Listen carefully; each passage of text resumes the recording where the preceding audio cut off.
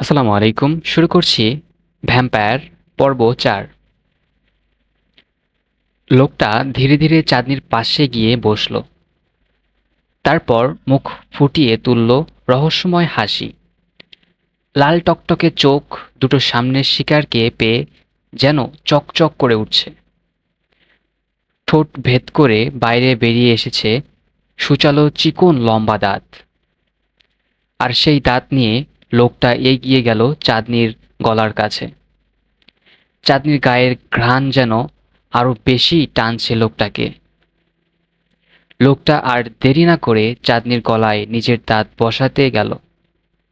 আর তখনই চাঁদনি ঘুমের ঘরে লোকটাকে টেডি বিয়ার ভেবে জড়িয়ে ধরল। চাঁদনির এমন কাণ্ড দেখে লোকটার রক্তের পিপাসা যেন নিমেষেই উড়ে গেল। লোকটাও অবাক হয়ে চাঁদনির ঘুমন্ত মুখের দিকে তাকিয়ে আছে। চাঁদনির ঘুমন্ত মুখটা দেখে কেমন একটা ভালো লাগা কাজ করছে লোকটার মনে। কিন্তু মুহূর্তেই নিজের ভালো লাগাকে দূরে রেখে লোকটার চোখ মুখ সব লাল হয়ে গেল। এই মুহূর্তেই তার রক্ত চাই। লোকটা আবারও চাঁদনির গলার দিকে এগিয়ে যেতে লাগলো। আর তখনই চাঁদনির ঘুম ভেঙে রুমের ড্রিম লাইটের আলোয় লোকটার ভয়ঙ্কর রূপ দেখে ভয়ে গলা ফাটিয়ে একটা চিৎকার দিয়ে উঠে বসলো চাঁদনি।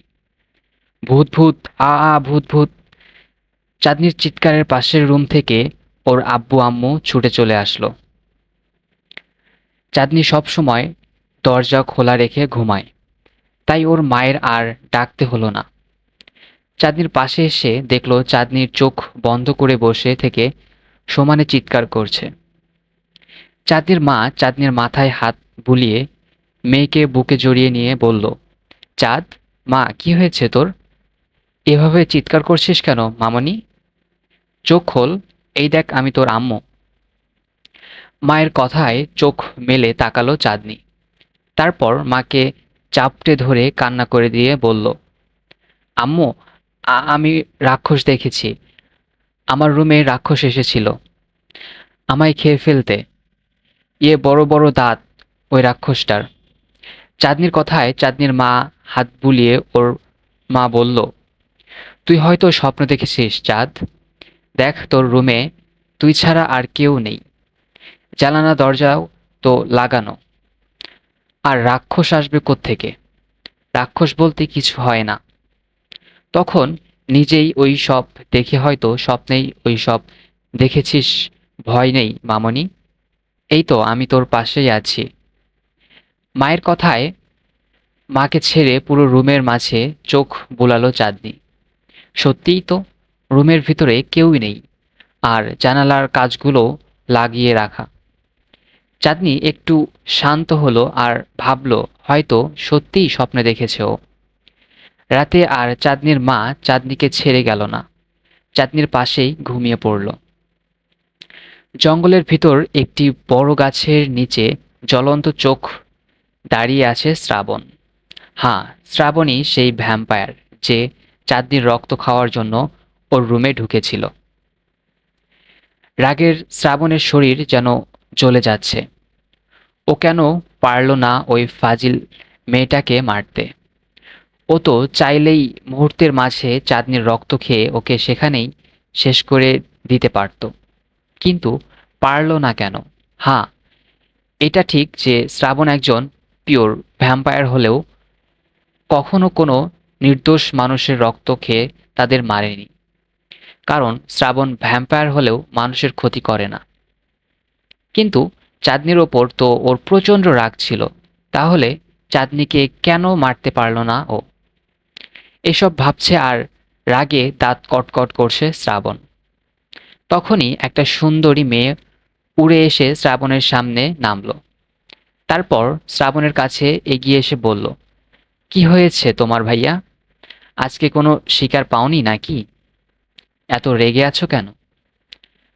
আমি ওই ফাজিল মেয়েটাকে মারতে পারিনি, ওই চাঁদনির রক্ত খেতে গিয়েও মারতে পারিনি। ওর রক্ত দিয়ে নিজের পিপাসা মেটাতে গিয়েছিলাম, কিন্তু পারিনি আমি। কেন পারলা না? ওকে মারতে? কেন কেন? রাগী গলায় চিৎকার করে বলল শ্রাবণ। শ্রাবণের কথা শুনে হালকা রাগী গলায় মেয়েটিও বলল, ভাইয়া, তুমি এটা মেয়েটাও ঠিক করেনি। তুমি চাঁদকে মারতে পারো না। ও দুষ্ট হলেও অনেক ভালো একটি মেয়ে।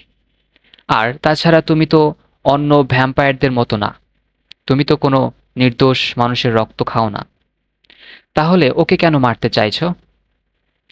ভালো মাই ফুট। ও আমার সাথে, এ ভ্যাম্পায়ার শ্রাবণের সাথে বেয়াদবি করার সাহস দেখিয়েছে। ওকে তো আমার হাতে মরতেই হবে। ওর রক্ত খেয়েই আমি আমার তৃষ্ণা মিটাবো। ওকে আমি আর তোমায় কিছু বলবো না ভাইয়া। তবে এমন যেন না হয় যে চাঁদের রক্ত খেতে গিয়ে তুমি অন্য কিছু করে বসো। অন্য কিছু মানে? শ্রাবণের কথার উত্তর না দিয়ে মুচকি হেসে উড়ে চলে গেল মেয়েটা। শ্রাবণের রাগ যেন আরো দ্বিগুণ বেড়ে গেল। শ্রাবণ দৌড়াতে লাগলো হাওয়ার বেগে। রাগ যেন কিছুতেই কমছে না ওর। এখনই ওর তাজা রক্ত চাই। নিজের রক্তের পিপাসা আর চাঁদনির ওপর হওয়া রাগ মেটাতে রক্ত চাই ওর। হঠাৎ একটা পোড়া বাড়ির সামনে গিয়ে থেমে গেল শ্রাবণ। ওই পোড়া বাড়ির ভেতর থেকে ভেসে আসছে একটি মেয়ের আর্তনাদ আর কয়েকজন ছেলের হাসাহাসি। শ্রাবণ নিজের ভয়ঙ্কর ভ্যাম্পায়ার রূপে ওই বাড়ির ভিতরে প্রবেশ করল। সেখানে তিনজন ছেলে একটি মেয়েকে তুলে নিয়ে এনে তার সাথে জবরদস্তি করার চেষ্টা করছে। শ্রাবণের ভয়ানক রূপ দেখেই মেয়েটাকে ছেড়ে ভয়ে চিৎকার করে উঠল ছেলেগুলো। শ্রাবণ হাওয়ার বেগে একটি ছেলের কাছে গিয়ে তার গলার শিরায় নিজের ভয়ানক সূচলো দাঁতগুলো বসিয়ে দিল। তারপর মুহূর্তের মাঝেই ছেলেটার সব রক্ত চুষে নিয়ে মেরে ফেলল ছেলেটাকে। ওই ছেলেটার এমন ভয়ানক মৃত্যু চোখের সামনে দেখে ভয়ে চিৎকার করে জ্ঞান হারালো মেয়েটা। আর বাকি ছেলে দুটো দৌড় দিল বাইরের দিকে। কিন্তু তার আগেই শ্রাবণ ছেলেগুলো ধরে ফেলল আর একে একে দুজনকেই রক্ত খেয়ে মেরে ফেলল। ওদের রক্ত খেয়েও যেন নিজেকে শান্ত করতে পারছে না শ্রাবণ। তাই নিজের লম্বা ভয়ানক ধারালো নখ দিয়ে ছিঁড়ে ফেরে টুকরো টুকরো করে ফেলল ছেলে তিনটার রক্তশূন্য লাশ। শ্রাবণকে দেখতে এখন অসম্ভব হিংস্র লাগছে। শ্রাবণের মুখ থেকে টপ টপ করে ঝরে পড়ছে তাজা রক্ত। চোখগুলোতে যেন আগ্নেয়গিরির লাভা টুকরে বেড়ে হচ্ছে। ভয়ানক সেই চেহারা নিয়ে খুব জোরে একটা গর্জন করে উঠল শ্রাবণ। শ্রাবণের গর্জনে কেঁপে উঠল সারা পোড়াবাড়ি।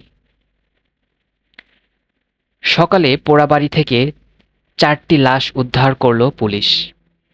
তার মাঝে 3টি ক্ষত বিক্ষত ছেলে মানুষের দেহ আর একটি মেয়ের রক্ত শূন্য ফ্যাকাশে মৃত্যুদেহ। একের পর এক এমন ভয়ানক মৃত্যু দেখে তোলপাড় শুরু হয়ে গেল পুরো সিলেট জুড়ে।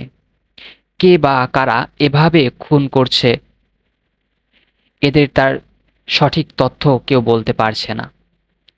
এদিকে সিলেটের আরেক প্রান্তে থেকে আরও 2টো লাশ উদ্ধার করা হলো, আর সেগুলো রক্তশূন্য। এলাকা জুড়ে সকলের মনে ভয়ের সীমা নেই। টিভি ও নিউজ পেপার শীর্ষ খবর হলো এটা। লাশগুলো নিজে নিয়ে শুরু হলো নানা রকমের গবেষণা। কেউ কেউ বলছে এটা কোনো হিংস্র জানোয়ারের কাজ, তো কেউ বলছে এটা নতুন কোনো হিংস্র মানুষরূপী পশুর কাজ। কিন্তু কেউই সঠিক তথ্য দিতে পারছে না। কলেজে মিতু, শ্রাবণী আর চাঁদনি বসে বসে গল্প করছে। মিতু আর শ্রাবণী ওই খুনগুলোকে নিয়ে গল্প করলেও চাঁদনির সেই দিকে খেয়াল নেই। চাঁদনি চুপ করে বসে কি যেন ভাবছে। চাঁদনিকে এমন চুপচাপ থাকতে দেখে মিতু আর শ্রাবণী একসাথে বলে উঠল, কিরে দুষ্টু পাখি, কি হয়েছে তোর? আজকে এমন চুপচাপ কেন তুই? জানিস, তোরা গত রাতে আমি একটা খুব ভয়ানক স্বপ্ন দেখেছি, আর সেই স্বপ্নটাকে নিয়েই ভাবছি আমি। চাঁদনির কথা শুনে শ্রাবণী বলল, কি এমন স্বপ্ন দেখেছিস রে যে এতটা ভাবছিস স্বপ্ন নিয়ে? আমি কাল রাতে স্বপ্নে দেখি আমি একটা মানুষরূপী ভয়ানক কোনো এক জন্তু, যেমন ধর ওই যে অনেক সিনেমাতে দেখা না, ভ্যাম্পায়ার নাকি ওই রকম। তো ওই রকম একটা ভ্যাম্পায়ারকে জড়িয়ে ধরে শুয়ে আছি, আর সেই ভ্যাম্পায়ারটা আমার রক্ত খেতে আমার দিকে এগিয়ে আসছে, তার ভয়ানক লম্বা দাঁত নিয়ে। চাঁদনির কথা শুনে মিতু আর শ্রাবণী একসাথে উত্তেজিত কণ্ঠে বলে উঠল, ইয়া আল্লাহ! তারপর তারপর কি হলো রে? ওই ভ্যাম্পায়ারটা তোর রক্ত খেয়ে নিল? তুই মনে হয় খুব ভয় পাইছিলি, তাই না চাঁদনে?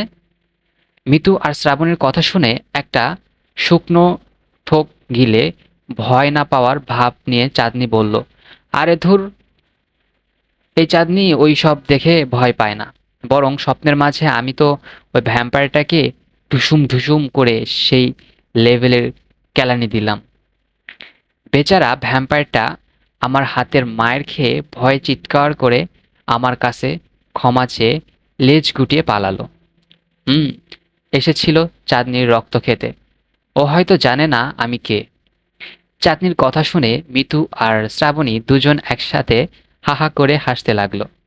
তারপর কিছুক্ষণ হাসার পর হাসি থামিয়ে বলে উঠল, সত্যিই রে চাঁদ, চাপা মারা কত প্রকার আর কি কি, এটা লোকে তোর কাছেই শিখবে। তুই যা চাপাবাজ নাকি বলবো। একবার সত্যি সত্যি ভ্যাম্পায়ারের সামনে পড়লে বুঝবি ভয় কাকে বলে।